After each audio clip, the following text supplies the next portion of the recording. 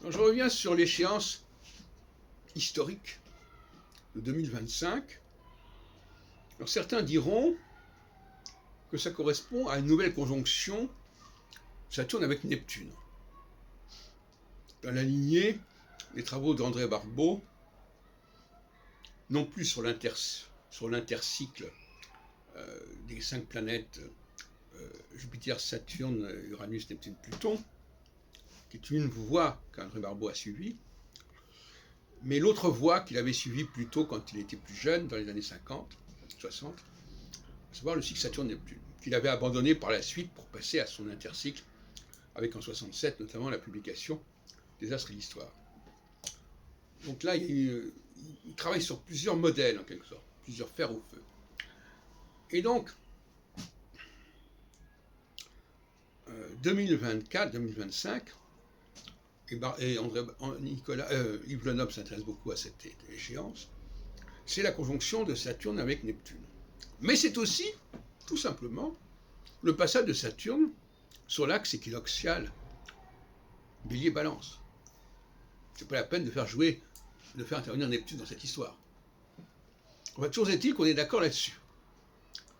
C'est une échéance importante, que ce soit pour Saturne-Neptune ou pour le passage de Saturne sur l'axe Bélier-Balance. Maintenant, la question est de savoir ce qu'on y met. Or, dans le système Barbeau, la conjonction Saturne-Neptune, on ne sait pas ce qu'elle va donner. Il n'y a pas une dualité dans son système. Il y a à la limite système ou pas système, mais il n'y a pas de dualité, il n'y a pas de dialectique interne au système. Il n'y a pas A, B, plus, minus. C'est pour ça que, à la limite, 89, ça correspond, c'est pas différent, fondamentalement, de 2025. 36 ans plus tard. C'est le cycle Saturne-Neptune. Donc le Lenoble ne sait absolument pas si en 2025, on a quelque chose qui correspond plus ou moins à 89, avec qu'on sait ce qui s'est passé en 89, ou bien c'est quelque chose de totalement différent. C'est ça le talon d'Achille de son système. Alors moi je dis, en 89, on avait une phase solsticiale, de divergence, centrifuge, et en 2025, 36 ans après, on a une phase de convergence.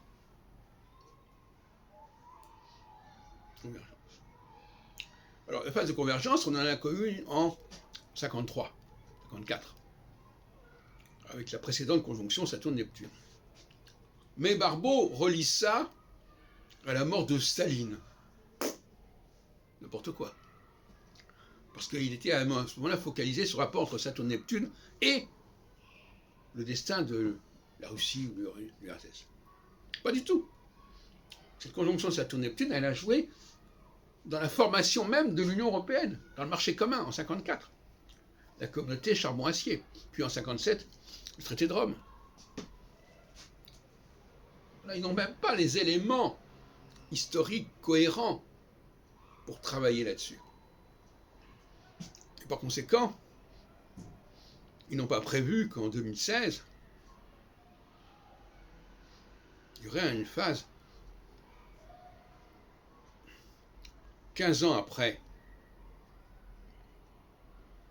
En 2016, ils n'ont pas prévu qu'il y aurait le Brexit. Parce que ça ne correspondait pas à Saturne-Neptune.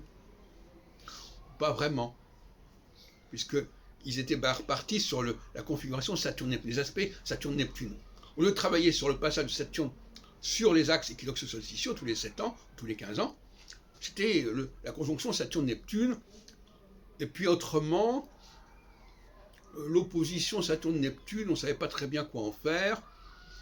Barbeau avait essayé, en parlant de 1971, 15 ans après 56, dans son livre La crise mondiale,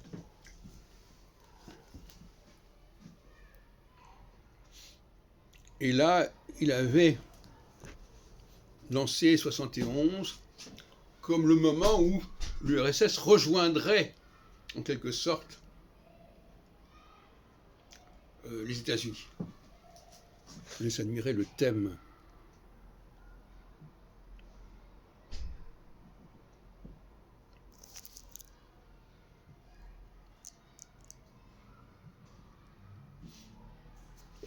Et ça ne s'est pas produit.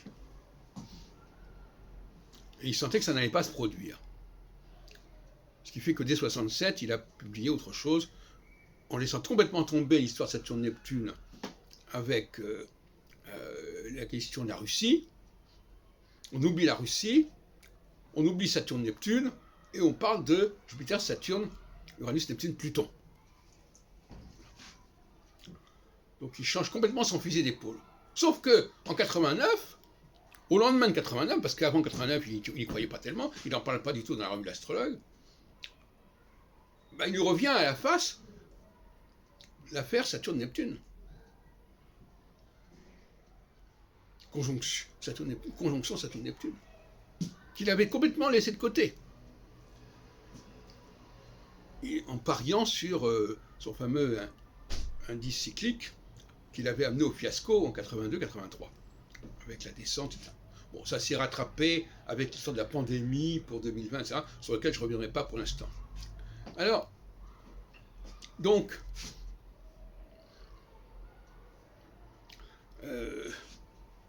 voilà où nous en sommes. Nous avons une conjonction Saturne-Neptune qui est complètement sans intérêt, mais qui coïncide avec le cycle de Saturne. Et le drame de Barbeau, c'est que pendant tout le XXe siècle, les conjonctions Saturne-Neptune ont coïncidé avec le passage de Saturne sur les équinoxes et sur les solstices. Et donc il a pu croire que c'était son cycle Saturne-Neptune qui fonctionnait, alors qu'en réalité c'était le cycle Saturne sur les équinoxes et les solstices.